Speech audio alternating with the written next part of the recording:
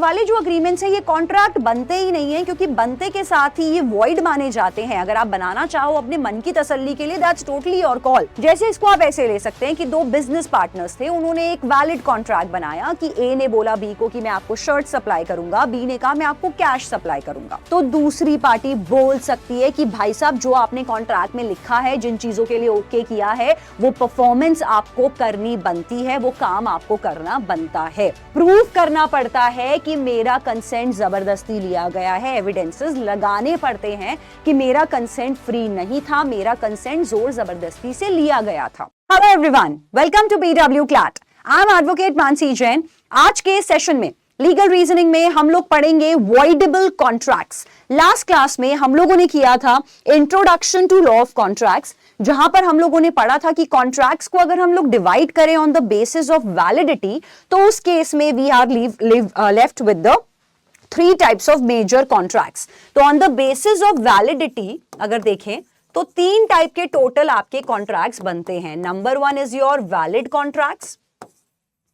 वहां पर हमने ये डिस्कस किया था कि वैलिड कॉन्ट्रैक्ट बनने के लिए there are approximately 8 to 9 essentials. जो एसेंशियल्स अगर फिट होंगे, वो सारे एसेंशियल्स अगर फिट होंगे, तो ही एक कॉन्ट्रैक्ट आपका वैलिड कॉन्ट्रैक्ट बन सकता है। इसमें आपके होते हैं offer, acceptance, legal, lawful consideration, lawful object, intention to make the contract, आपका कंसेंट ऑफ द पार्टीज होता है, कंपिटेंसी ऑफ द पार्टीज होता है। ऐसे बहुत सारे एसेंशियल्स होते हैं जो कॉन्ट्रैक्ट को एक वैलिड कॉन्ट्रैक्ट बनाते हैं। इन एसेंशियल्स को डिटेल में हम लोग पढ़ेंगे अपने आने वाले सेशंस में। इसके अलावा जो हमने सेकंड क्लास में किया था वो था हमारा वॉइड अग्रीमेंट्स। वॉइड अग्रीमेंट्स होता है जो हमने डिस्कस किया था, वॉइड का मतलब है कैंसिल फ्रॉम द बिगिनिंग। तो ये वाले जो अग्रीमेंट्स है ये कॉन्ट्रैक्ट बनते ही नहीं है, क्योंकि बनते के साथ ही ये वॉइड माने जाते हैं। अगर आप बनाना चाहो अपने मन की तसल्ली के लिए, दैट्स टोटली योर कॉल। लेकिन वॉइड अग्रीमेंट्स को कोर्ट कभी भी एनफोर्स नहीं करता। मतलब अगर आप कोर्ट से रेमेडी मांगेंगे इन अग्रीमेंट को एनफोर्स कराने की, तो कोर्ट इनके लिए कोई रेमेडी आपको नहीं देगा, क्योंकि ये वॉइड एब इनिशियो होते हैं, बनते के साथ ही कैंसिल होते हैं। यहां पर हमने बहुत सारे वॉइड एग्रीमेंट्स कवर करे थे लास्ट सेशन में। वहां पर था restraint of marriage, restraint of trade, restraint of legal proceedings, unlawful agreements, आपके थे agreements to do impossible acts and so on. आज की क्लास में हम लोग करने वाले हैं वॉइडेबल कॉन्ट्रैक्ट्स, जो कि एक अनदर कैटेगरी है। वॉइडेबल कॉन्ट्रैक्ट्स में वॉइड वर्ड आ रहा है, जो कि कह रहा था कि अग्रीमेंट्स कैंसल्ड हैं। तो वॉइडेबल को अगर हम लिटरल मीनिंग में जाएं तो इसका मतलब आपका बनता है कैंसिलेबल कॉन्ट्रैक्ट्स। जिन कॉन्ट्रैक्ट्स को कैंसिल किया जा सके वो बन जाएंगे आपके वॉइडेबल कॉन्ट्रैक्ट्स। तो ये क्या होते हैं, इनकी निटिग्रिटीज क्या होती हैं, कौन से कॉन्ट्रैक्ट्स आपके वॉइडेबल कॉन्ट्रैक्ट्स की कैटेगरी में जाएंगे, वो सब हम आज सेशन में समझेंगे।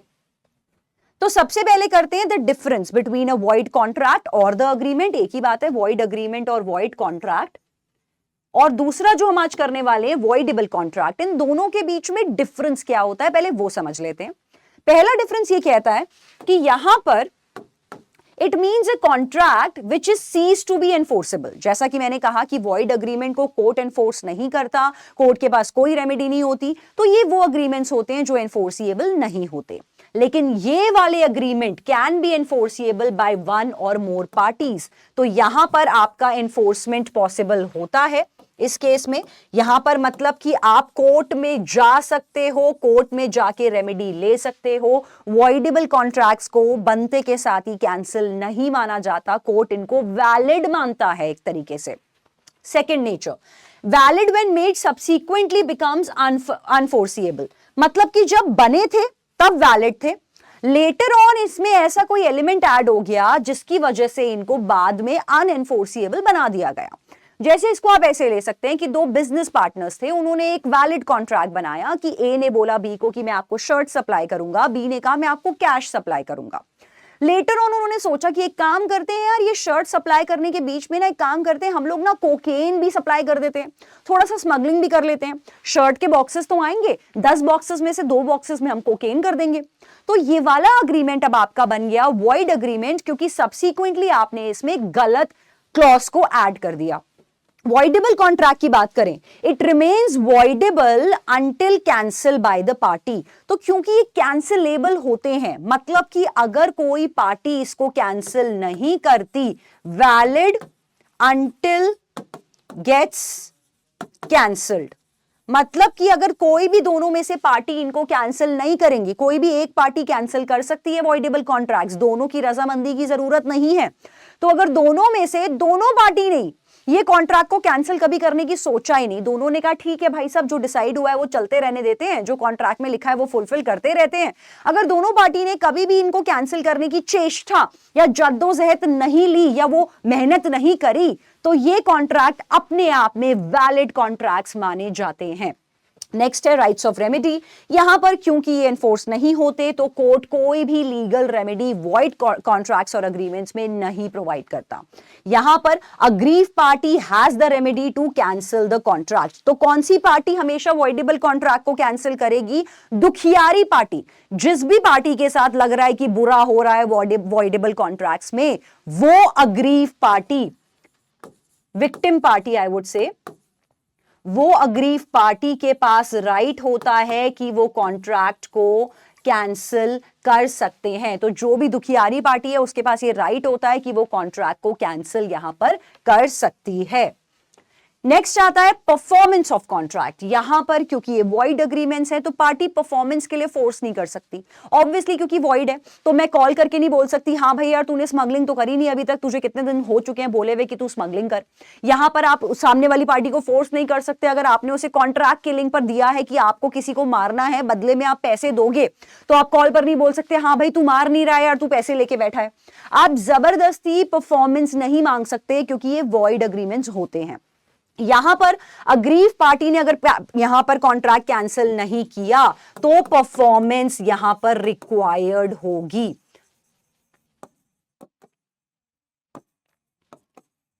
मतलब कि अगर विक्टिम पार्टी को कभी लगा ही नहीं कि मुझे कॉन्ट्रैक्ट कैंसिल करने की नौबत आ रही है, विक्टिम पार्टी ने कभी नहीं सोचा कि मुझे कॉन्ट्रैक्ट कैंसिल करना है, तो दूसरी पार्टी बोल सकती है कि भाई साहब जो आपने कॉन्ट्रैक्ट में लिखा है, जिन चीजों के लिए ओके किया है, वो परफॉर्मेंस आपको करनी बनती है, वो काम आपको करना बनता है। रीजन यहां पर कभी कभी due to change in law या चेंज इन सर्कमस्टांसेस की वजह से भी अग्रीमेंट वॉइड हो सकता है। यहां पर अगर कंसेंट फ्री नहीं था, if consent was not free, अगर कॉन्ट्रैक्ट में आपकी जो रजामंदी है एंटर करने के लिए वो जोर जबरदस्ती से या गलत तरह से ली गई है, तो वो बन जाते हैं आपके वॉइडेबल कॉन्ट्रैक्ट्स। यहां पर नॉट अवेलेबल, डैमेजेस कोई अवेलेबल नहीं है क्योंकि वॉइड अग्रीमेंट्स है तो कोई डैमेजेस आपको नहीं मिलते, कोई कॉम्पेंसेशन नहीं मिलता। यहां पर क्योंकि एनफोर्सेबल है तो डैमेजेस आप क्लेम कर सकते हैं, जो विक्टिम पार्टी है वो डैमेजेस को क्लेम कर सकती है। तो अल्टीमेटली ये माना जाता है कि जब जब consent is not given freely,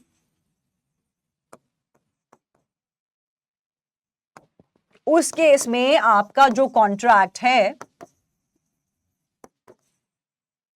it will become voidable. तो लॉ ये कहता है कि जब कभी भी पार्टी ने अपना कंसेंट होना चाहिए, वैलिड कॉन्ट्रैक्ट कहता है कि कंसेंट फ्री होना चाहिए, आपने अपनी मर्जी से कॉन्ट्रैक्ट में एंटर किया होना चाहिए, किसी ने जोर जबरदस्ती आपके साथ नहीं की होनी चाहिए। लेकिन आप सभी मूवीज देखते हैं, मूवीज में आपने देखा होगा बहुत बार बोलता है किडनैपर आके गन पॉइंट पर या रॉबर आके गन पॉइंट पे आपको बोलता है कि अभी की अभी अपनी प्रॉपर्टी मेरे नाम कर, इस कॉन्ट्रैक्ट पे अपने कागजात पे अपने साइन कर, अपने दस्तखत कर, वरना तेरी जान ले लेंगे। तो वो वॉइडेबल कॉन्ट्रैक्ट की ही कैटेगरी में जाते हैं। तो अगर आपका कंसेंट कॉन्ट्रैक्ट में एंटर कराने के लिए जोर जबरदस्ती से लिया है तो वो बन जाएगा आपका वॉइडेबल कॉन्ट्रैक्ट। तो यहां पर अगर आप विक्टिम पार्टी हो, आपका कंसेंट जबरदस्ती लिया गया है, तो आप बन जाओगे विक्टिम पार्टी और I would say the aggrieved party. तो यहां पर अगर अग्रीव पार्टी, कोर्ट में अग्रीव पार्टी को ये प्रूव करना होता है, प्रूव दैट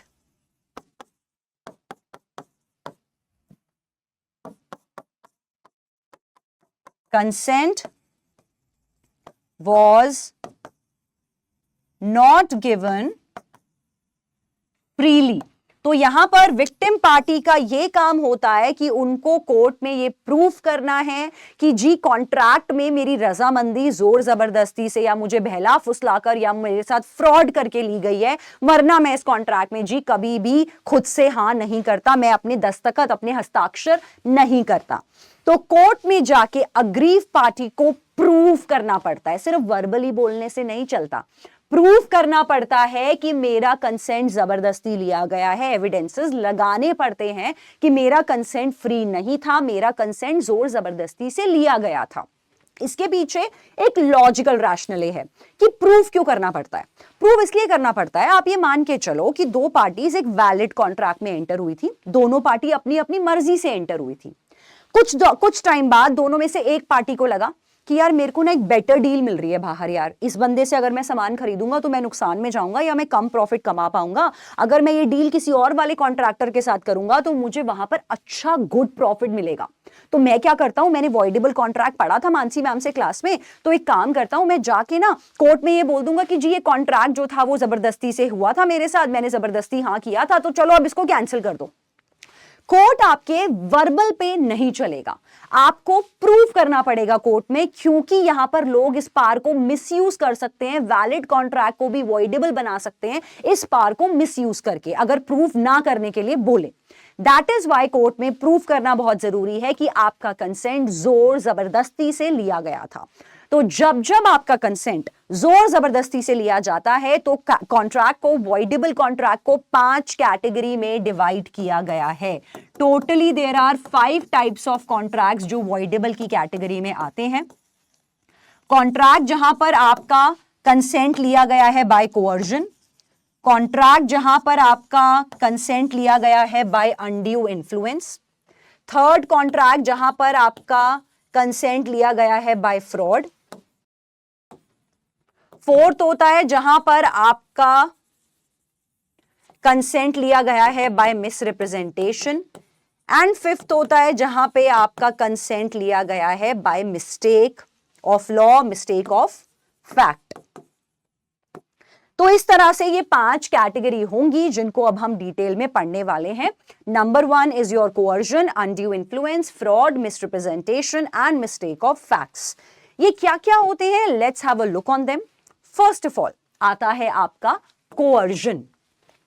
कोअर्जन ये कहता है कि doing an act which is forbidden by law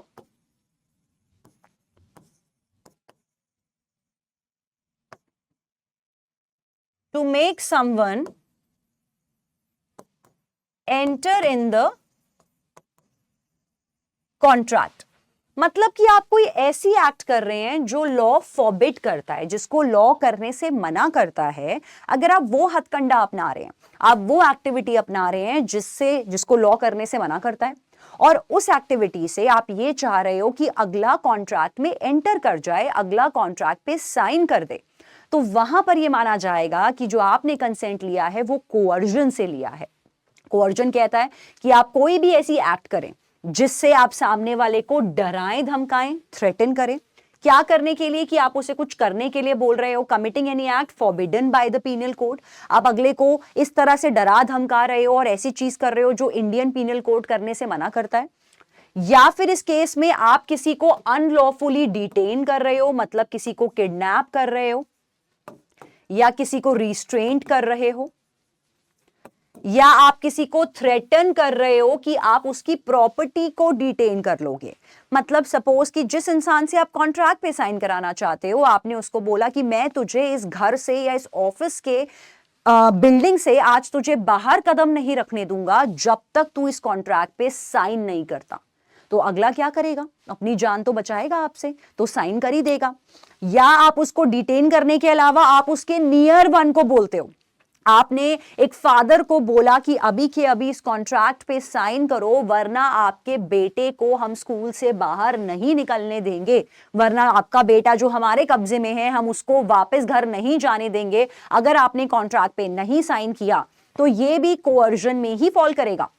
इसके अलावा अगर आप किसी को प्रॉपर्टी थ्रेट देते हो, आप किसी पर्सन जिससे कॉन्ट्रैक्ट पे साइन कराना चाहते हो, आप उसको ये बोलते हो कि आप कॉन्ट्रैक्ट पे साइन करो वरना आप उसका गोडाउन जला दोगे, आपने कहा वरना मैं तेरा घर जला दूंगा, मैं तेरी गाड़ी चुरा लूंगा या तेरी प्रॉपर्टी डैमेज कर दूंगा, अभी के अभी इस कॉन्ट्रैक्ट पे साइन करो।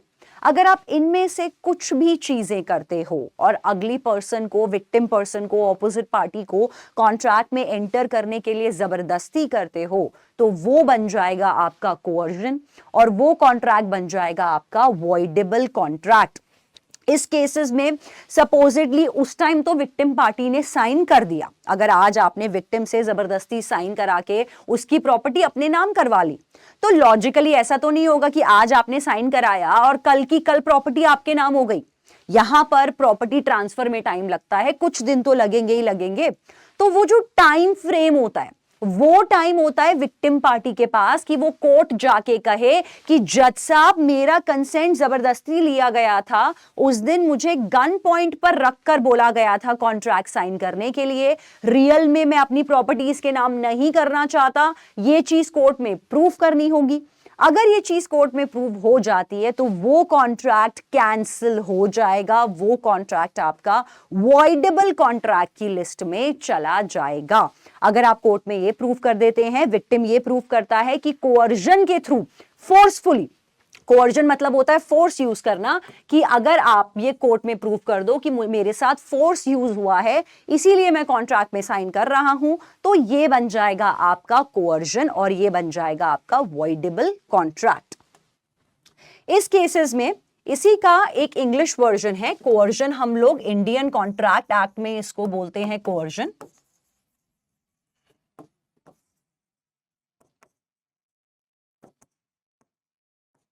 इसी को हम लोग ड्यूरेस भी बोलते हैं इन इंग्लिश लॉ, लेकिन ड्यूरेस सिर्फ होता है आपका इंग्लिश लॉ में थ्रेट टू लाइफ और कोअर्जन आपका इंडियन लॉ का है वो है थ्रेट टू लाइफ और इवन द प्रॉपर्टी। मतलब अगर आप किसी की जान पे बात रखोगे, थ्रेट रखोगे, किसी की प्रॉपर्टी पे थ्रेट करोगे तो वो कोअर्जन में आता है आपका। लेकिन ड्यूरेस जो है इंग्लिश लॉ का कॉन्सेप्ट है, वहां पर ये बोलते हैं कि अगर जान पर बात आती है तो ही सिर्फ ड्यूरेस माना जाता है, तभी कॉन्ट्रैक्ट कैंसिल होता है। मतलब प्रॉपर्टी का थ्रेट वहां पर इंक्लूड नहीं है इंग्लैंड में इंग्लिश लॉ के अंदर। अब कोअर्जन के कुछ एग्जाम्पल देते हैं। सपोज कि एक एग्जाम्पल में अगर मैं बोलूं ए जो कि सन है, वो अपने पापा को थ्रेटन करता है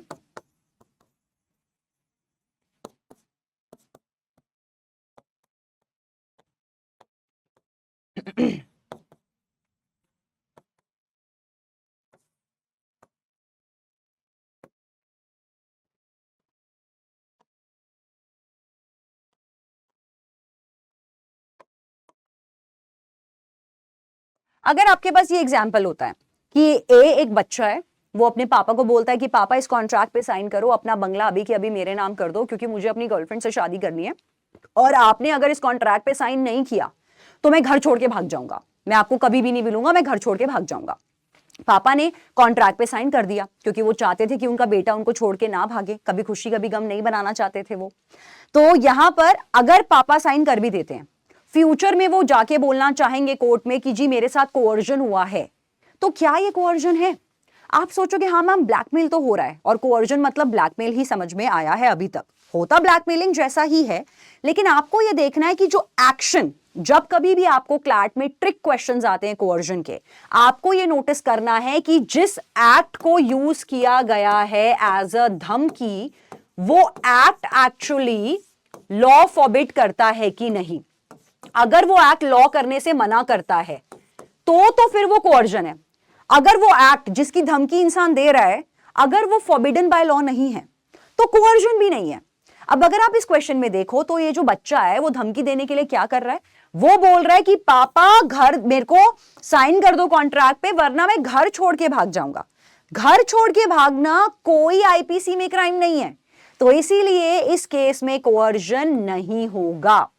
ऑन द कॉन्ट्ररी, अगर यहां क्वेश्चन में होता कि ए जो बेटा है उसने थ्रेटन किया अपने फादर को टू साइन अ कॉन्ट्रैक्ट और एल्स ही विल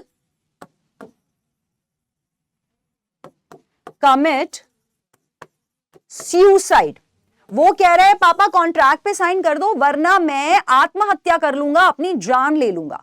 तो अब यहां पर यह कोअर्जन होगा, क्योंकि आत्महत्या करना, आत्महत्या का अटेम्प्ट लेना आईपीसी लॉ के हिसाब से एक पनिशेबल क्राइम है। तो अगर आत्महत्या की वो धमकी दे रहा है तो उस केस में ये आपका आएगा कोअर्जन के अंदर। तो ध्यान रखेंगे कि धमकी किस चीज की दी गई है उसके अकॉर्डिंगली यहां पर माना जाएगा। सपोजिटली एक लड़का अपने वुड बी ससुर जी को बोलता है कि प्रॉपर्टी मेरे नाम कर दो वरना मैं आपकी, उसकी जो बेटी है ससुर जी की वो है 16 ईयर ओल्ड, उसने कहा कि आप ये प्रॉपर्टी मेरे नाम कर दो वरना मैं आपकी बेटी को अपने साथ भगा के ले जाऊंगा। तो ये कोअर्जन है क्योंकि ये किडनैपिंग में आ जाएगा, जैसे हम लोग क्रिमिनल लॉ में पढ़ चुके हैं। पर अगर वो बोलता है, लड़की है यहां पे 22 साल की, वो अपने ससुर जी को बोलता है, वुड बी ससुर जी को, कि आप अपनी प्रॉपर्टी मेरे नाम कर दो वरना मैं और आपकी बेटी जो कि 22 साल की है भाग के हम शादी कर लेंगे वरना आप अभी प्रॉपर्टी हमारे नाम कर दो। तो ये कोअर्जन नहीं है, क्योंकि अगर आप 22 साल की लड़की के साथ प्यार में हैं और आप भाग जाते हैं तो फिर वो लव मैरिज है। ऑल्दो ये नहीं करना चाहिए क्योंकि जिंदगी आगे खराब ही होने वाली है। तो इस केस में यहां पर अगर वो 22 साल की लड़की की मर्जी के साथ भागता है लेकिन धमकी देता है कि भाग जाएंगे, वो कोअर्जन नहीं है इस केस में, क्योंकि वहां पर 22 साल की लड़की के साथ अगर आप प्यार में हैं, उसे किडनैप नहीं कर रहे हैं, तो वो भागना क्राइम नहीं है। तो हमेशा ध्यान रखेंगे कोअर्जन में कि किस चीज का इस्तेमाल किया गया है, किस धमकी का इस्तेमाल किया गया है, उस हिसाब से कोअर्जन माना जाएगा। तो विक्टिम पार्टी कोर्ट में जाके प्रूव कर सकती है कि मेरे साथ कोअर्जन हुआ है, मैं कॉन्ट्रैक्ट को कैंसिल करना चाहता हूं। तो this is coercion for you. Now let's study the undue influence. कब कब ऐसा होता है कि जो वॉइडेबल कॉन्ट्रैक्ट्स होते हैं वहां पर आपका जो कंसेंट लिया जाता है कॉन्ट्रैक्ट में एंटर कराने के लिए, वो रहता है through the method of undue influence. तो अनड्यू इन्फ्लुएंस होता है जिसमें कि अगर आप मूवीज में सुनते हैं कि यार हम तो किसी के एहसान तले दबे हुए हैं इसीलिए हमें कॉन्ट्रैक्ट पे साइन करना पड़ा। एक बच्चा है वो अपने अडॉप्टिव पेरेंट्स के साथ रहता है, या सपोजिटली कि कोई बच्चा है जिसके पेरेंट्स की डेथ हो जाती है और उसके पेरेंट्स बहुत अमीर होते हैं, उसको उसके चाचा पाल रहे होते हैं, और जब बच्चा बड़ा होता है तो उसके चाचा जी कहते हैं कि बेटा एक काम कर, ये बंगला हमारे नाम कर दे। और वो बच्चा जो है वो चाचा जी के एहसान तले दबा हुआ है, तो वो ना चाहते हुए भी कॉन्ट्रैक्ट में साइन कर देता है। तो यहां पर जो कंसेंट लिया गया है उस बच्चे का, वो लिया गया है अनड्यू इन्फ्लुएंस के थ्रू। तो अनड्यू इन्फ्लुएंस भी ऐसा एक पॉइंट होता है जहां पे कॉन्ट्रैक्ट्स को वॉइडेबल बनाया जा सकता है। यहां पर अगर उस बच्चे को लगता है कि आज चाचा जी ने कॉन्ट्रैक्ट पे मुझसे साइन करा लिया और अगले दिन उसे लगता है कि ये कॉन्ट्रैक्ट मुझे एग्जीक्यूट नहीं करना, तो वो कोर्ट में जाके ये प्रूव कर सकता है कि ये कॉन्ट्रैक्ट वॉइड होना चाहिए क्योंकि मेरा कंसेंट यहां पर अनड्यू इन्फ्लुएंस के थ्रू लिया गया था। तो ऐसे बहुत सारे एग्जांपल्स होते हैं जहां अनड्यू इन्फ्लुएंस फॉल करता है। अनड्यू इन्फ्लुएंस ये कहता है जहां पर one of the parties is in a position to dominate the will of the another. तो ये इंपॉर्टेंट यहां पर है कि जहां पर जब दो पार्टीज कॉन्ट्रैक्ट में एंटर हो रही होती हैं, तो जो एक पार्टी होती है वो इस डोमिनेंट पोजीशन में होती है कि वो दूसरी पार्टी के विल को, उसकी मर्जी को इन्फ्लुएंस कर सके। तो मर्जी को इन्फ्लुएंस करने के लिए जो दोनों पार्टीज हैं उनके बीच में कोई रिश्ता होना बहुत जरूरी है। अगर उनके बीच में कोई रिश्ता ही नहीं है, अगर आज आप रोड पे जा रहे हैं और एक इंसान आपको बोलता है कि यार, कन्विंस कर देता है कि आप अपनी प्रॉपर्टी उसको 2 रुपए में बेच दो, तो क्या आप उसकी बात से कन्विंस होंगे? क्या वो आपकी विल को कन्विंस कर पाएगा? नहीं, क्योंकि आप उसको जानते नहीं है, आपका उसका कोई रिलेशन नहीं है। तो अनड्यू इन्फ्लुएंस होने के लिए the parties must be in a fiduciary relationship with each other. What are those relationships जो यहां पर फॉल करेंगे, वो अभी हम लोग करने वाले हैं। यहां पर होता क्या है, that party, that dominant party is using the position to obtain an unfair advantage over the other. Party चाह क्या रही होती है यहां पर कि यार मुझे एक अनफेयर एडवांटेज मिल जाए। जैसे अभी हमारे एग्जाम्पल में जो चाचा जी थे वो चाह रहे थे कि फ्री में उनको बंगले वाली प्रॉपर्टी मिल जाए क्योंकि उन्होंने हमेशा उस लड़के को पाला पोसा है आफ्टर द पेरेंट्स। तो यहां पर parties must B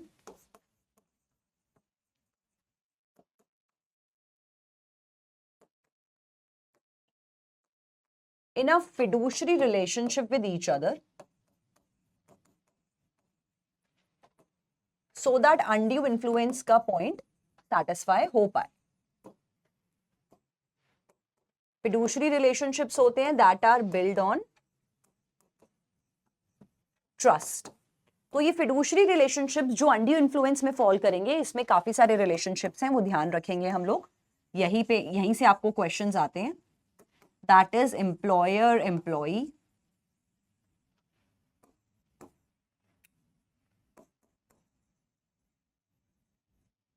teacher student, doctor patient,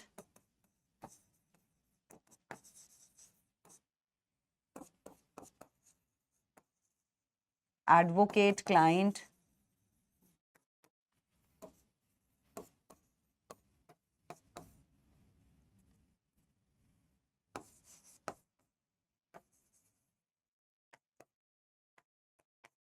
godman and disciple. तो ये सब रिलेशनशिप्स यहाँ फॉल करते हैं. इवन जो गुरु महाराज वाले रिलेशनशिप्स होते हैं वो भी यहाँ फॉल करते हैं.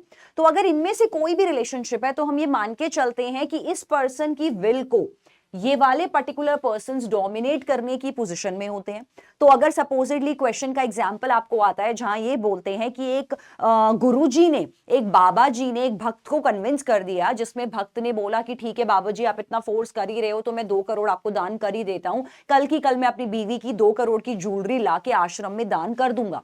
वहां पर अनड्यू इन्फ्लुएंस की वजह से अगर वो भक्त कन्विंस हुआ है, वो डिसाइपल कन्विंस हुआ है बाबा जी की बात मानने के लिए और कॉन्ट्रैक्ट पे साइन कर बैठा, बाद में उसकी बीवी ने उसको 4 जूते मारे और बोला कि नहीं मैं तुझे अपने नेकलेसेस नहीं दूंगी, मैं तुझे अपनी प्रॉपर्टी नहीं दूंगी आश्रम में दान करने के लिए, और उस इंसान को लगता है सच में कि हाँ मुझ पे बाबा जी ने अनड्यू इन्फ्लुएंस किया है, अपनी पावर और अपनी डोमिनेट पोजीशन का मुझ पे फायदा उठाया है, तो यहां पर वो पर्टिकुलर पर्सन चाहे तो कॉन्ट्रैक्ट को कैंसिल कर सकता है. That is why undue influence वाले आपके वॉइडेबल कॉन्ट्रैक्ट्स के नेचर में जाएंगे.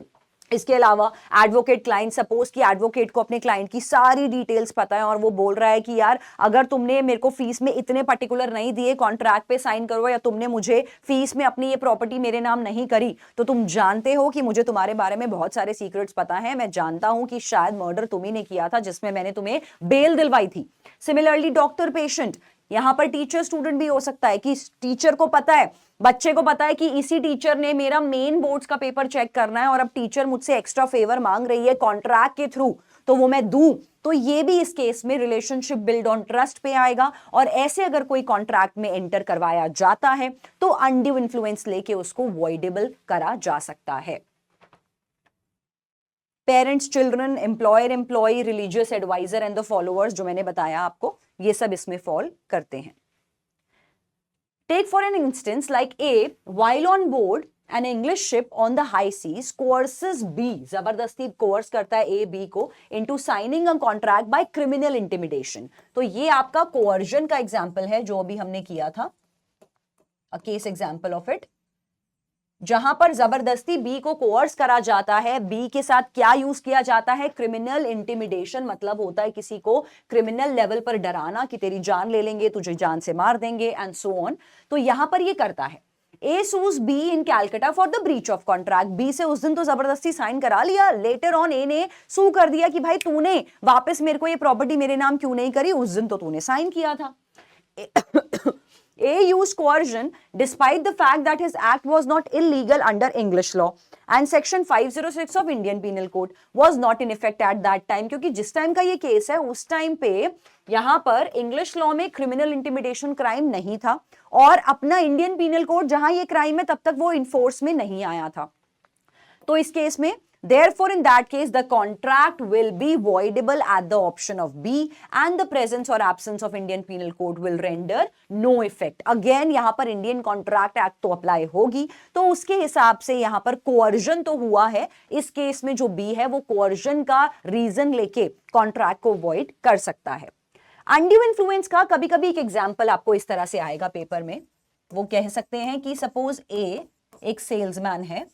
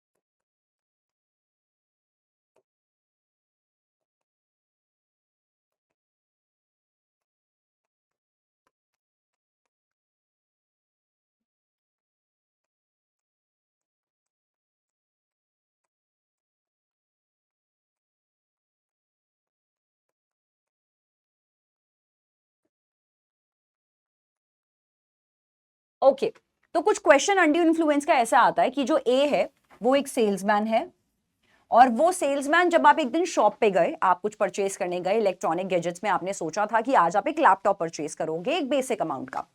अब आप गए वहां शॉप पे और सेल्समैन ने आपको कन्विंस कर दिया कि सर सेल चल रही है, आप इंस्टॉलमेंट्स पे भी ले सकते हो, आप चाहोगे तो आपको ये ऑफर मिल जाएंगे, ये एसेसरीज मिल जाएंगी, और आप कन्विंस हो गए परचेज करने के लिए मैकबुक, लेकिन आप लेने गए थे एक नॉर्मल लैपटॉप, में भी any of the brand laptop, लेकिन मैकबुक आप नहीं परचेज करने गए थे। उस वाले पर्सन ने आपको कन्विंस कर दिया, सेल्स पर्सन ने, जो कि ये था, he could be a good sales person, उसने कन्विंस कर दिया कि आप मैकबुक परचेज करो। आपने उस टाइम पे पार्ट पेमेंट कर दी, रिमेनिंग पेमेंट बाद में आपको देनी थी, आपने एक पार्ट पेमेंट कर दी, तो सॉर्ट ऑफ वो एक आपका इंप्लाइड कॉन्ट्रैक्ट हो गया कि हाँ अब आप खरीदने वाले हो। हर कॉन्ट्रैक्ट रिटन नहीं होता, हमने फर्स्ट क्लास में डिस्कस किया था, तो दैट्स एन इंप्लाइड कॉन्ट्रैक्ट और वो वैलिड कॉन्ट्रैक्ट होते हैं। लेटर ऑन आप जब घर पहुंचे, आपने सोचा यार इतनी इंस्टॉलमेंट्स तो नहीं बन पाएंगी, खर्चा बहुत ज्यादा हो जाएगा, पूरे पैसे नहीं निकल पाएंगे, तो आपने सोचा कि यार मैं कॉन्ट्रैक्ट को रेप्यूडिएट कर देता हूं, मैं कॉन्ट्रैक्ट को कैंसिल कर देता हूं, मैं मना कर देता हूं कि मुझे मैकबुक नहीं परचेज करनी। और मैं रीजन क्या दूंगा? अनड्यू इन्फ्लुएंस, की वो जो सेल्स पर्सन है उसने अनड्यू इन्फ्लुएंस किया है मुझ पर, जादू टोना किया है मुझ पर, जैसा कि यही बोलना चाह रहा है वो एक तरीके से, कि उसने अनड्यू इन्फ्लुएंस किया है मुझ पे और मुझे कॉन्ट्रैक्ट को वॉइड करना है, मैं कोर्ट में प्रूफ करता हूं। कोर्ट यहां पे कहेगा कि ये अनड्यू इन्फ्लुएंस नहीं है। ऐसे क्वेश्चंस आपको क्लैट में भी आएंगे, और आपको क्या ध्यान देना है, जो अभी हमने डिस्कस किया, कि अनड्यू इन्फ्लुएंस के लिए पार्टीज जो हैं वो एक फिडुशियरी रिलेशनशिप के अंदर होनी चाहिए, और यहां पर सेल्स पर्सन और कस्टमर के बीच में कोई फिडुशियरी रिलेशनशिप नहीं होता। यहां पर वो जो सेल्स पर्सन है वो आपकी विल को डोमिनेट करने की पोजीशन में नहीं है, कन्विंस करने की पोजीशन में है, तभी तो वो इतना अच्छा सेल्स पर्सन निकला कि आप पे मंत्र फूका और आप मान गए मैकबुक खरीदने के लिए। पर ये फिडुशियरी रिलेशनशिप नहीं है, तो बिवेयर विद सच क्वेश्चंस जब भी क्लैट में आए, यहां पर करेक्ट आंसर होगा कि ये अनड्यू इन्फ्लुएंस का केस नहीं है। यहां पर जो सेल्स पर्सन है वो इस पोजीशन में ही नहीं है कि आपकी विल को डोमिनेट कर पाए। So beware of such questions whenever CLAT throws it on you. Next category is what is fraud under Indian contract act. हमने पढ़ा है कि वॉइडेबल कॉन्ट्रैक्ट्स कोअर्जन से हो सकते हैं, वो आपके अनड्यू इन्फ्लुएंस से भी हो सकते हैं। थर्ड इंपॉर्टेंट है आपका फ्रॉड। फ्रॉड का मतलब है कि किसी ने आपको बेवकूफ बनाया, किसी ने आपको डिसीव किया, धोखा दिया, या किसी ने आपको चीट किया और उसकी वजह से आपने कॉन्ट्रैक्ट पे साइन किया, क्योंकि आपको बेवकूफ बनाया गया था। तो इस केस में अगर आपने कॉन्ट्रैक्ट पे साइन किया लेकिन लेटर ऑन आपने ये डिस्कवर कर लिया कि अरे यार मेरे साथ तो फ्रॉड हुआ है, और अभी तक पैसा आप ही की जेब में है, अभी आपके घर से आपकी लक्ष्मी नहीं गई है, और आपको पहले ही पता चल गया, कॉन्ट्रैक्ट फुलफिल करने से पहले आपको पता चल गया कि मेरे साथ फ्रॉड हुआ है, तो आप कॉन्ट्रैक्ट को कैंसिल कर सकते हो। फ्रॉड के केस में एक एक्स्ट्रा रेमेडी अवेलेबल होती है। वो एक्स्ट्रा रेमेडी क्या है? वो एक्स्ट्रा रेमेडी आपकी आती है क्रिमिनल लॉ से रिलेटेड, क्योंकि यहां पर अगर आप किसी के साथ फ्रॉड करते हो तो उस केस में चीटिंग की पनिशमेंट, चीटिंग हम लोगों ने ऑलरेडी कवर किया है आईपीसी में, पनिशमेंट मिलती है। चीटिंग भी हो सकता है, criminal breach of trust type का भी कुछ लग सकता है, मल्टीपल लग सकते हैं according to the facts of the case.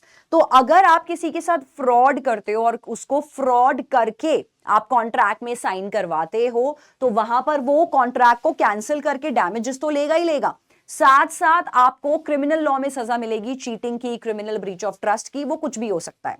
तो फ्रॉड कब माना जाएगा, अब कैसे पता चलेगा?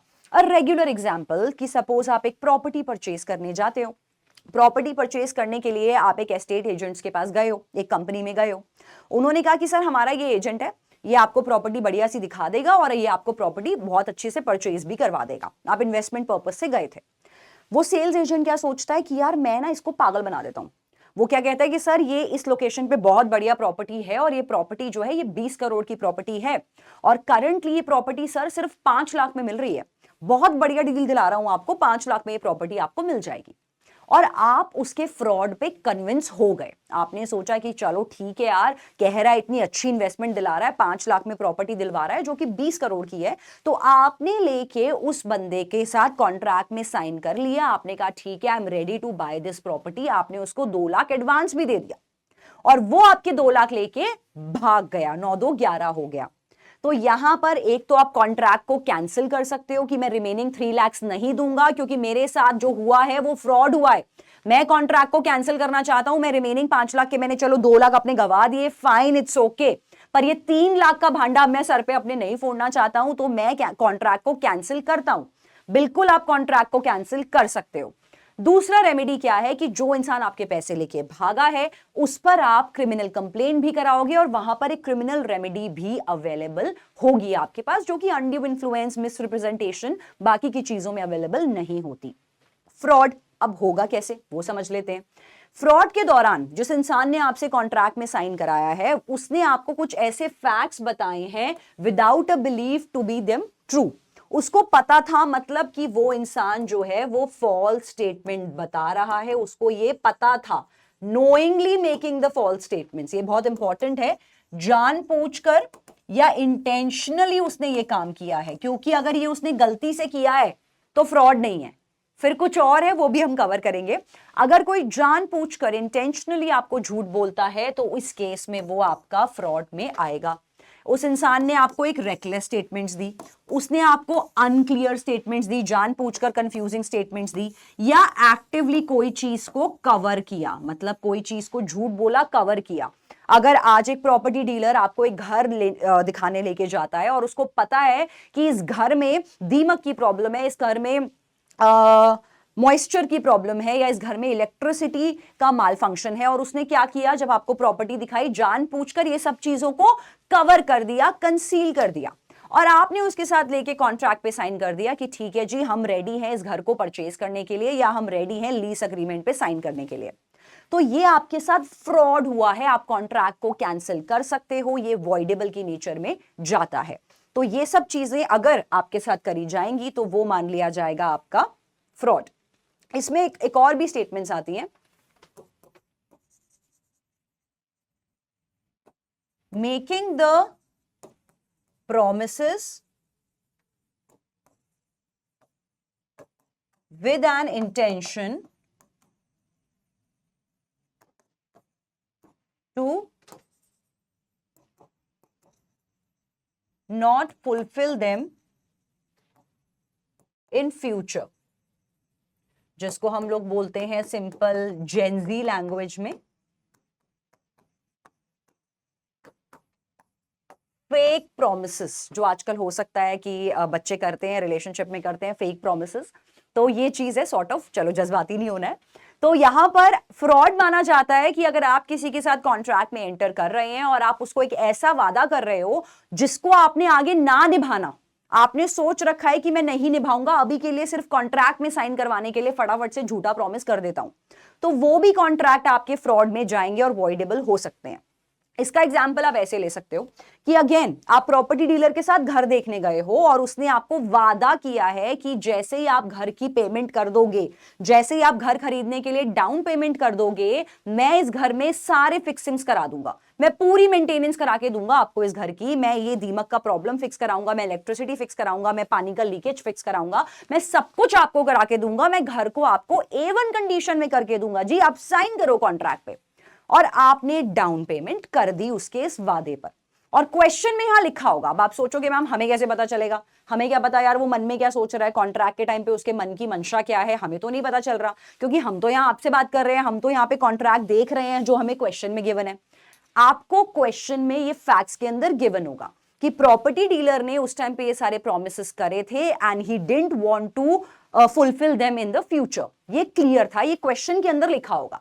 तो अगर क्वेश्चन के अंदर ये बात क्लियरली लिखी है, मतलब आपको उस टाइम पे प्रॉपर्टी डीलर की इंटेंशन समझ में आ रही है, तो इस केस में ये क्लियरली आपका फ्रॉड में कवर होगा। तो जब कभी भी ऐसे फ्रॉड होगा और वहां पर कॉन्ट्रैक्ट करा जाएगा तो वो आपका यहां पर वॉइडेबल कॉन्ट्रैक्ट में जाता है। नेक्स्ट इसका आता है पैसिव कंसीलमेंट। पैसिव कंसीलमेंट एक बहुत इंपॉर्टेंट पॉइंट है जो कहता है कि mere silence is not fraud. ये ऐसे कहता है कि मेयर साइलेंस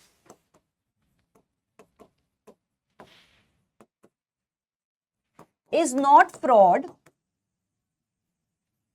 क्योंकि ये वर्क करता है एक प्रिंसिपल पर जो कहता है केवियट एम्प्टर, जिसका मतलब होता है बायर बिवेयर। आज अगर आप मार्केट में जाते हैं और कोई चीज परचेज करते हैं और जो सेलर है वो बिल्कुल चुप है, वो कुछ नहीं कह रहा, वो सिंपल क्या कहना चाहता है कि आओ अपने आप सामान देखो, तहकीकात करो, छानबीन करो, मोड़ तोड़ के देखो, नॉट तोड़ के, मोड़ के देखो, और उसके बाद ले जाओ, तुम्हें सही लगता है तो ले जाओ।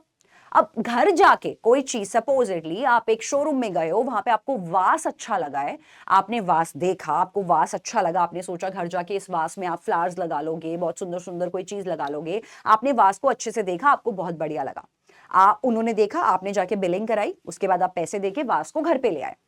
घर पर लाके आपने नोटिस करा कि यार वास में तो क्रैक है। अब दिल में क्रैक हो रहा है, अब दिल में लग रहा है यार शिट यार, सारे पैसे बर्बाद हो गए, 5,000 का वास खरीदा था। आप दोबारा से शोरूम गए, आपने कहा यार ये वास ना आपने दिया है, इसमें क्रैक है। तो वो क्या कहेगा, आपको लेते टाइम देखना चाहिए था, हमने तो बिल्कुल सही पैक किया था, आपसे ले जाते टाइम क्रैक हुआ होगा, अब हम कुछ नहीं कर सकते। तो वही होता है बायर बिवेयर। वो कहता है केवियट एम्प्टर कि मेयर साइलेंस फ्रॉड नहीं होती। मतलब कि अगर सेलर इस टाइम पे, कॉन्ट्रैक्ट के टाइम पे एंटर करते टाइम अगर एक पार्टी बिल्कुल चुप है, वो कुछ भी नहीं कह रही है, तो वहां पर कल को अगर आपके साथ कुछ धोखाधड़ी होती है तो आप ये नहीं बोल सकते कि जी मेरे साथ फ्रॉड हुआ है, क्योंकि लॉ ये बोलता है कि आपको अवेयर होना चाहिए था इस दौरान, अगर दूसरी पार्टी सिर्फ चुप है। तो सिर्फ चुप रहना, मेयर साइलेंस, फ्रॉड नहीं होता। ऐसे क्वेश्चंस आपको आएंगे। एक बहुत फेमस क्वेश्चन आता है हमेशा क्लैट में।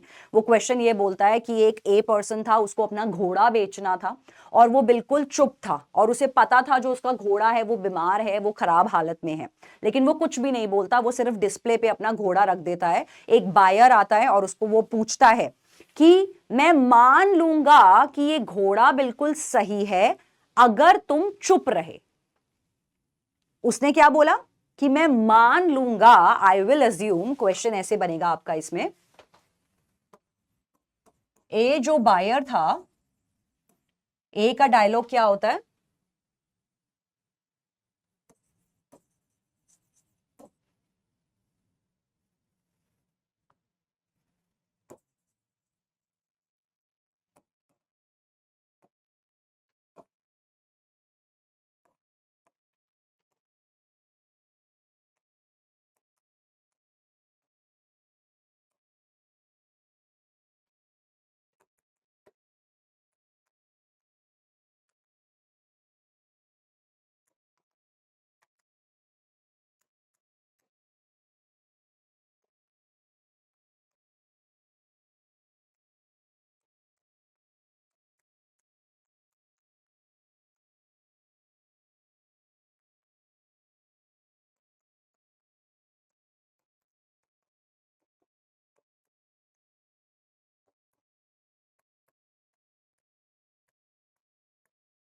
क्या ये फ्रॉड है? अब अभी बात करिए हमने कि मेयर साइलेंस फ्रॉड नहीं होता, पर क्या ये फ्रॉड है?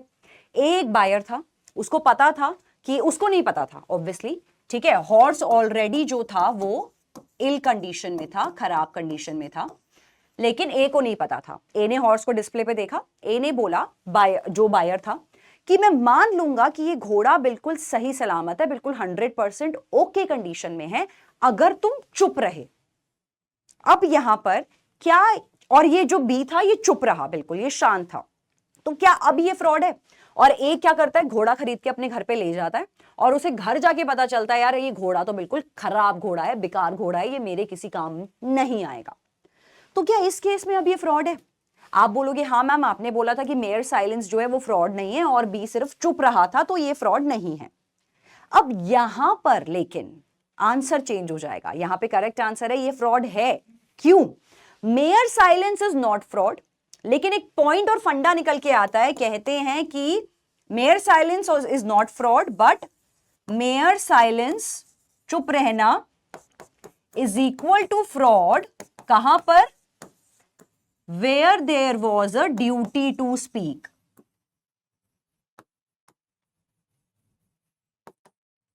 जहां पर बोलना ड्यूटी बन गया था, एक ऑब्लिगेशन बन गया था, जहां कुछ बोलना बिल्कुल ऑब्लिगेशन बन गया था, वहां पर अगर आप चुप रहते हो तो वो फ्रॉड बन जाता है। कहते हैं ना तोल मोल के बोल बड़े बोल बोल, तो यहां पर कि चुप रहना दिक्कत क्रिएट कर रहा है। कैसे, इसको थोड़ा सा डेरिवेशन से समझाती हूं।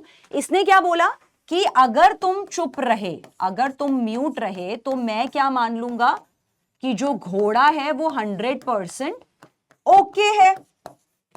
तुम्हारी चुप्पी का मतलब मैं मानूंगा कि जो घोड़ा है वो 100% बिल्कुल सही कंडीशन में है।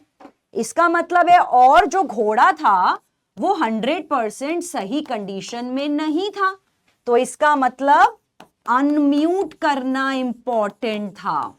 इसके बोला कि म्यूट का मतलब है घोड़ा 100% ओके। तो अगर घोड़ा 100% ओके नहीं है तो अनम्यूट करना इंपॉर्टेंट था, यहां पर बोलना जरूरी था कि हां जी घोड़े में ये दिक्कत है।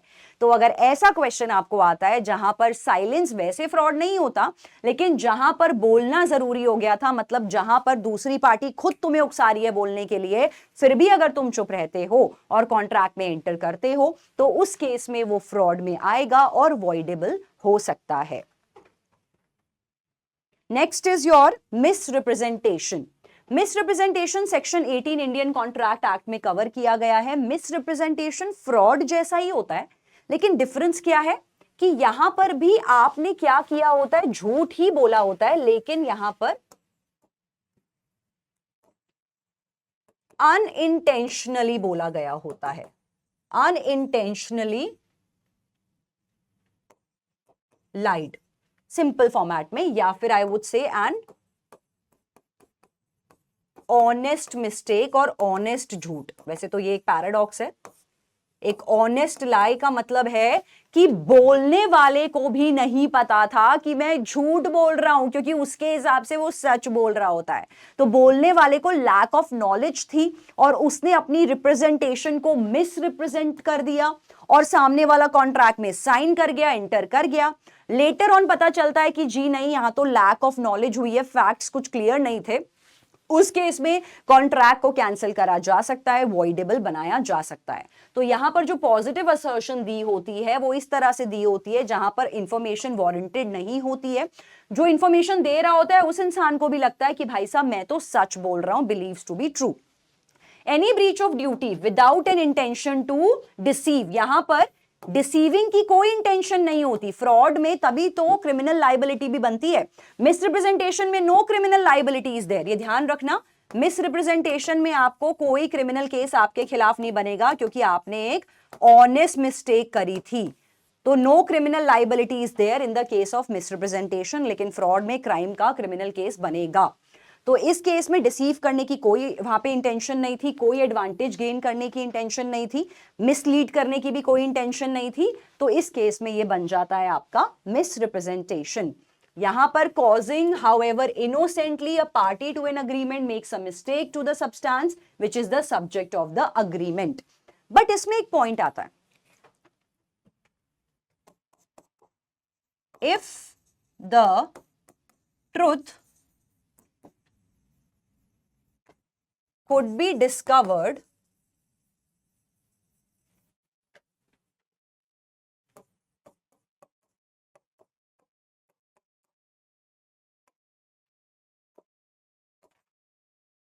or I would say ordinary means,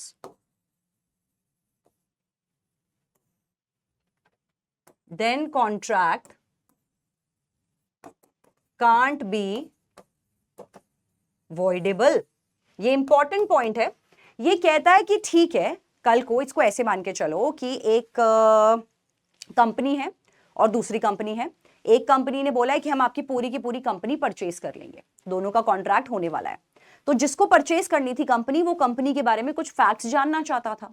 उसने कंपनी को फोन किया कि एक काम करो यार, तुम हमें ना अपना वो भेज दो, चार्टर्ड अकाउंटेंट हमारे पास भेज दो, हमें तुम्हारी कंपनी खरीदने से पहले तुम्हारी कंपनी के बारे में कुछ डिटेल्स जाननी है जो हम तुम्हारे सीए से जान लेंगे, तुम उसको हमारे पास भिजवा दो। जो कंपनी थी जो बिकने वाली थी, उन्होंने अपने सीए को भिजवा दिया। अब सपोज मैंने कंपनी परचेज करनी थी, तो मैंने सीए से पूछा कि हाँ जी कंपनी का टर्नओवर वगैरह कितना है, आउटपुट कितना है। वो सीए ना नया नया जॉब पे लगा था, उसने गलती से बोल दिया कि कंपनी का एनुअल टर्नओवर 400 करोड़ का है, लेकिन एक्चुअली में कंपनी का एनुअल टर्नओवर था 200 करोड़। अब क्योंकि सीए भी अभी अभी जॉब पे लगा था, तो उस बेचारे से एक ऑनेस्ट मिस्टेक हो गई, उससे मिस रिप्रेजेंटेशन हो गया कि कंपनी का टर्नओवर 400 करोड़ का है।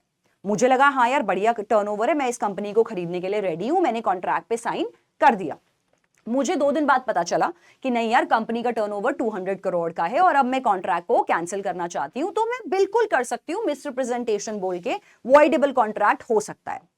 लेकिन ये वाला पॉइंट ये कहता है कि अगर जो आपको इंफॉर्मेशन मिसलीडिंग इंफॉर्मेशन मिली थी, अगर उस मिसलीडिंग इंफॉर्मेशन का सत्य आप इजीली भी फिगर आउट कर सकते थे, मतलब बेसिक फंडा से आप फिगर आउट कर सकते थे, तो वहां पर आप कॉन्ट्रैक्ट को कैंसिल नहीं कर सकते। तो लेट्स सपोज मैंने सीए से क्वेश्चन पूछा होता कि यार तू मुझे ये बताएगा कि कंपनी जो मैं खरीदने वाली हूं वो दिल्ली में है या वो कंपनी गुरुग्राम में है। अब उसने क्या किया था, सीए ने हमेशा से वर्क फ्रॉम होम, उसे नहीं पता था कि कंपनी कहां पर है, उसे नहीं पता था कि कंपनी एक्चुअली में दिल्ली में है। उसने मुझे झूठ बोल दिया, मिस रिप्रेजेंट कर दिया, अगेन ऑनेस्टली ऑनेस्ट मिस्टेक। उसने मुझे गलती से बोल दिया कि मैम कंपनी तो गुरुग्राम में है। मुझे लगा हाँ यार गुरुग्राम तो मुझे वायबल है, मुझे उधर ही इन्वेस्टमेंट करनी थी और मैं मान गई कॉन्ट्रैक्ट में यहां पर साइन करने के लिए। मैंने कहा गुरुग्राम की कंपनी है, मैं परचेज कर लूंगी। यहां पर अब अगर मैं कोर्ट में जाके कॉन्ट्रैक्ट को वॉइडेबल करना चाहूंगी तो कोर्ट कहेगा कि ये नॉर्मल वाला ट्रुथ ये डिस्कवर हो सकता था बहुत आराम से। मानसी थोड़ा सा इनलाइटन तो आपको भी होना चाहिए, थोड़ा सा केवियर टेम्पटर बायर बिवेयर तो आपको भी होना चाहिए। आप कंपनी परचेज करने जा रहे हो, आप ये नहीं फिगर आउट करोगे सिर्फ किसी की इंफॉर्मेशन पे बेस्ड है, आप खुद जाके फिगर आउट नहीं कर सकते ऑर्डिनरी मीन से कि कंपनी दिल्ली में है या गुड़गांव में। तो इस केस में ये इंपॉर्टेंट पॉइंट है कि मिसलीडिंग इंफॉर्मेशन जो गलती से आपके पास एक फैक्ट आया है, अगर आप उसे खुद डिस्कवर कर सकते हो इजियर मीन से, तो आप कॉन्ट्रैक्ट को कैंसिल नहीं कर सकते। Last is mistake. मिस्टेक होता है आपका जहां पर कॉन्ट्रैक्ट को कैंसिल किया जा सकता है।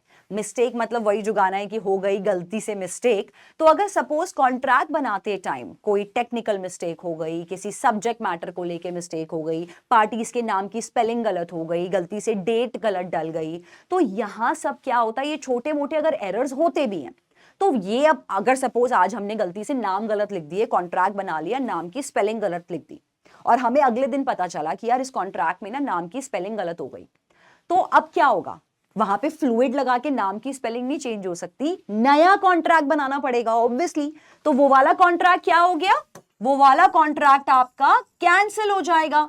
दैट इज वाई मिस्टेक में भी वॉइडेबल कॉन्ट्रैक्ट्स माने जाते हैं कि अगर आपसे मिस्टेक हो गई है कॉन्ट्रैक्ट में किसी वजह से, तो कैंसिल करने का ऑप्शन है बाबा। अब आपकी मर्जी है कि अब आपको नया फ्रेश कॉन्ट्रैक्ट बनाना है कि नहीं बनाना, वो आपकी मर्जी है। सपोज कि नाम गलत हो गए थे, एरर गलत हो गए थे, लेकिन जब हमें पता चला ये 2 दिन बाद, तब तक हमारे आपस में लड़ाइयां हो गई थी या हमें मन ही नहीं कर रहा था कॉन्ट्रैक्ट करने का, एक दूसरे से खुंदस हो गई थी पार्टीज को। तो अब उनकी मर्जी है, पुराना वाला कॉन्ट्रैक्ट तो डेफिनेटली कैंसिल हो ही जाएगा, कर सकते हैं कैंसिल क्योंकि हो गई है मिस्टेक। लेकिन नया कॉन्ट्रैक्ट फ्रेश कॉन्ट्रैक्ट बनाना है कि नहीं बनाना, वो अगेन पार्टीज की ही मर्जी होती है। मिस्टेक किस किस फॉर्मेट में होती है वो जानना बहुत जरूरी है। मिस्टेक हो सकती है about the mistake of law, कि दोनों पार्टीज ने लॉ को जाने बिना कॉन्ट्रैक्ट बना लिया। उनको लग रहा था सपोज कि इंडिया में ओपीएम कल्टीवेशन बैन है, पार्टीज ने मिलकर कॉन्ट्रैक्ट बना लिया कि यार हम ओपीएम कल्टीवेट करेंगे, दूसरी पार्टी ने कहा ठीक है हम तुम्हारा ओपीएम खरीद लेंगे, तो ये मिस्टेक ऑफ लॉ है, यहां पर इस केस में कॉन्ट्रैक्ट वॉइडेबल होगा। मिस्टेक ऑफ फैक्ट, जैसे मैंने आपको क्लास में ऑयल का एग्जांपल दिया था कि पार्टीज ने सब कुछ डिसाइड कर लिया है कि ऑयल का इतना क्वांटिटी लेना है, इतनी डेट पर लेना है, इतने रुपीस में पर ऑयल लेना है, सब कुछ डिसाइड हो गया, लेकिन यही डिसाइड नहीं हुआ यार कि ऑयल कौन सा है, olive oil, parachute oil, kerosene oil, कौन सा ऑयल। तो मिस्टेक ऑफ फैक्ट हो सकता है। मिस्टेक ऑफ लॉ कंट्री से रिलेट हो सकता है, किसी फॉरेन कंट्री का आपको लॉ नहीं पता था, आपने कुछ एक इंटरनेशनल ट्रेड कर लिया, आपको लंदन के रूल्स नहीं पता था और आपने कॉन्ट्रैक्ट में आप एंटर कर गए, लॉ की मिस्टेक हो गई, तो कैंसिल करा जा सकता है। मिस्टेक ऑफ फैक्ट में बायलेटरल मिस्टेक भी होती है, जहां दोनों पार्टी की तरफ से कोई ना कोई मिस्टेक है। यूनिलेटरल मतलब किसी एक पार्टी से मिस्टेक हुई है, समझने में फर्क रह गया है, तो भी कैंसिल हो सकता है।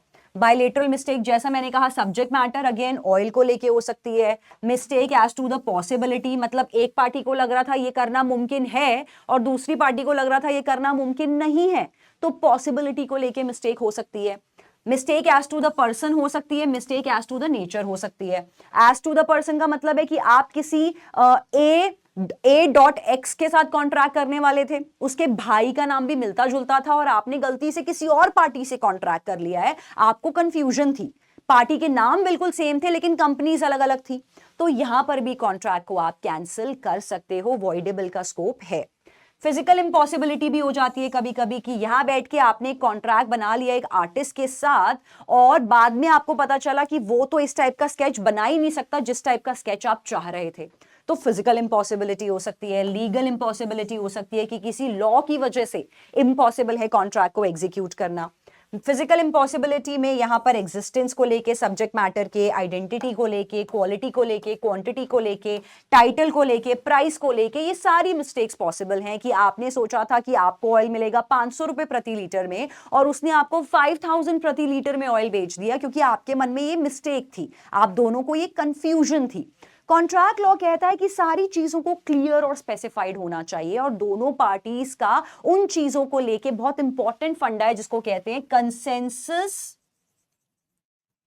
एड इदम होना चाहिए, that is the meeting of minds. दोनों पार्टीज में सारा क्लैरिफिकेशन होना चाहिए कि किस चीजों के बारे में उन्होंने बात करी है, बिल्कुल क्लियर होना चाहिए, तभी वो एक वैलिड कॉन्ट्रैक्ट आपका बन जाता है। So on that note I will be winding up today's session. अगले सेशन में अब जो हमारी नई सीरीज आने वाली है वहां पर हम इस कॉन्ट्रैक्ट लॉ को और ज्यादा डिटेल में पढ़ेंगे। कॉन्ट्रैक्ट लॉ से रिलेटेड अभी हम लोगों ने वॉइड एग्रीमेंट्स कर लिया है, वॉइडेबल कॉन्ट्रैक्ट्स कवर कर लिया है, हमें करना है वैलिड कॉन्ट्रैक्ट के क्या क्या इंपॉर्टेंट एसेंशियल्स होते हैं वो हम करेंगे। आप लोगों ने क्या करना है वो यही है कि डीपीपीस को जरूर सॉल्व करना है। यहां पर इस वाले टॉपिक से रिलेटेड डीपीपीस आपको मिलेंगी पीडब्ल्यू की ऐप पर, और जहां तक हम बता चुके हैं कि जो भी बच्चे रेगुलरली सारे डीपीपीस को सॉल्व करते हैं हम उनको स्पेशल मेंटोरशिप सेशंस देते हैं जहां पर आपकी तैयारी को और ज्यादा खूबसूरत बनाया जाएगा। तो मिलते हैं आपसे बहुत जल्दी अगले सेशन में, तब तक के लिए take care everyone, bye bye.